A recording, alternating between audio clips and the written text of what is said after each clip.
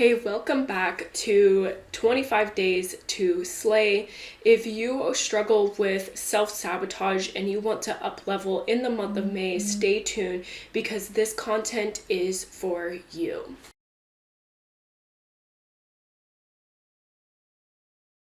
Hi, I'm Angela, trauma healer and self-sabotage slayer.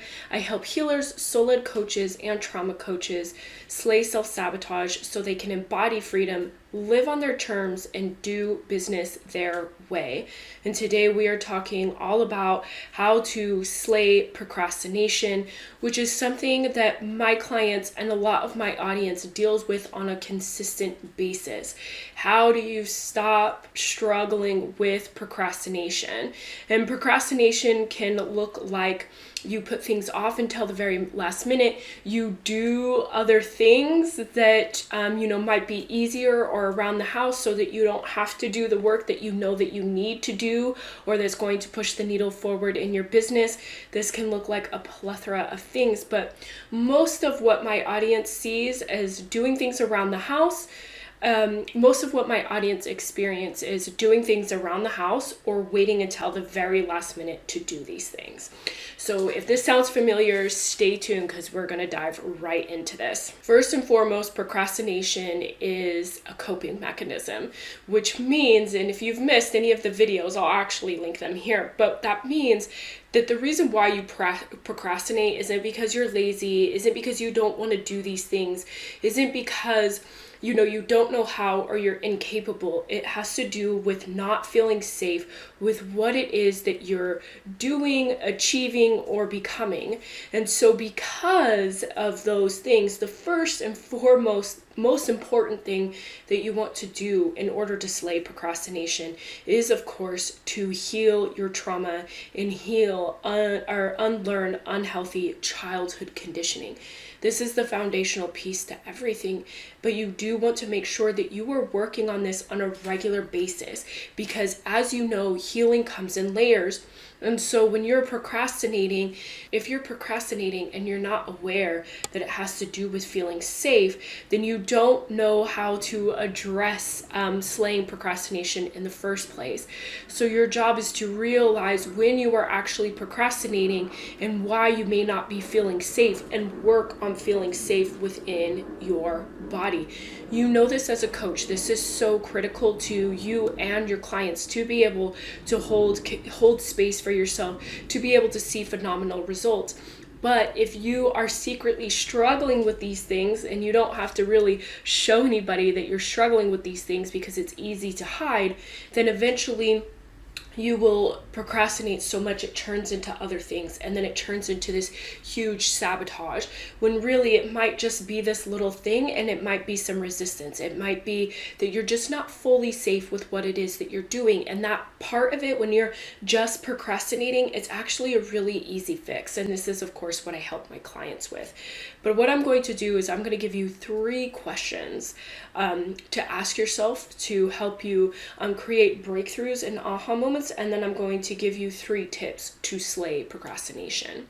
And while I have you, make sure that you hit that like and subscribe channel. This helps me so much and allows me to reach other healers, soul-led coaches, and trauma coaches that might be struggling with self-sabotage. Okay, 3 questions that you want to ask yourself to create breakthroughs if you're struggling with procrastination. And the first one is, are you truly aligned with the work that you're creating? This is so critical because if you're not fully aligned with the work that you're doing, you're going to sabotage. And I know that we want to believe that that's not true, but the reality is that if you're not really excited or have any momentum behind your work, you're going to sabotage. You're going to put it off to the last minute. You're not going to want to work. The second question, is there something else you would rather be doing but you won't allow yourself to do?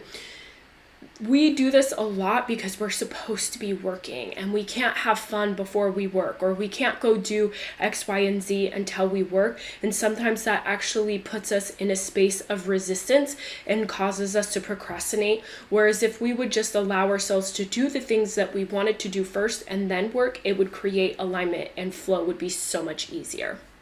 And number 3, is all of you on board with the task at hand? This is where a huge part of resistance actually comes into play. Are there parts of you that's not fully on board with the task at hand? And only you are going to be able to answer this question. This is why body connection is so important, and being connected to your intuition is so important, because if you are connected with your intuition, if you are connected with your body, you can easily answer this question, and then you will know where to dive and start looking and know how to actually get that part of you on board. But if you're struggling with that, I help my clients with that. And so that's what I do for my clients, is I really help them come into alignment and come into integration so that they can easily adjust and easily come into alignment with their work. Now, here are 3 tips to slay procrastination. And tip number 1 is to reset and rewire your nervous system. You as a coach, I hope already know this, but I don't want to assume that everybody knows this, especially in the online industry where mindset is everything. We don't think about the body connection and how that makes such a huge difference, especially with sabotage, because it is actually a safety mechanism that's being triggered within us. So you do want to work on resetting and rewiring your nervous system. I will leave a meditation for you here. This is one of my most popular meditations, where clients still tell me till this day how much this meditation has shifted and helped them. So make sure you check that out. Number 2 is to have fun before you work. And we've been conditioned to do the opposite, but really when we allow ourselves to have fun before work, we actually then come into alignment because we're feeling so good, and then we can work. And then when we're working, we're actually using less energy and less time because we're in alignment and it feels so good to be working. And ultimately that saves us money, which puts more money in your pockets. And tip number 3 is to do the very hard things first.